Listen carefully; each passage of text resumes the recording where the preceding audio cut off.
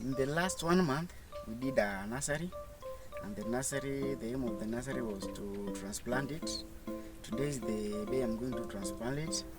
Although the scorching sun, the growth was not very uniform, but the germination was okay.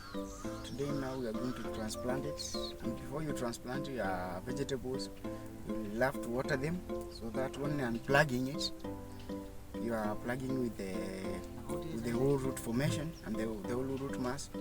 And then the place you are going to transplant it has to be wet, not damp enough, so that the plant can absorb the shock very well. If your plant is not, the place you're going to transplant is not well watered, you're going to have a difficulty in the plant to survive. Now today you are going to transplant the seedlings here. I'm going to unplug them and plant it here. You can see I'm using a drip irrigation. I'm going to use I use drip irrigation, and after a while, the reason I'm using drip irrigation is because of the tedious work, the labor intensive in the watering. Because earlier I used to use a hose pipe, and the hose pipe was not very good to me because of the labor intensive and the wastage of water. Now today we are going to transplant it, and after transplanting it, there's two key things. For the watering program, in the first 1 week, you're supposed to water it regularly so that the root formation and the plant can survive well.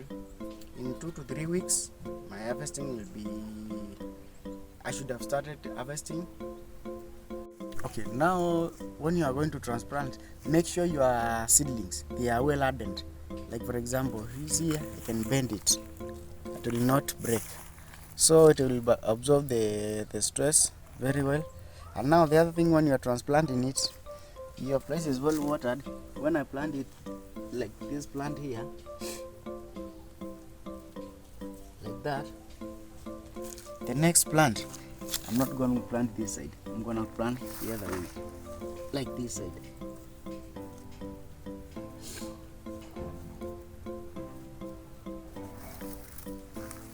The next here.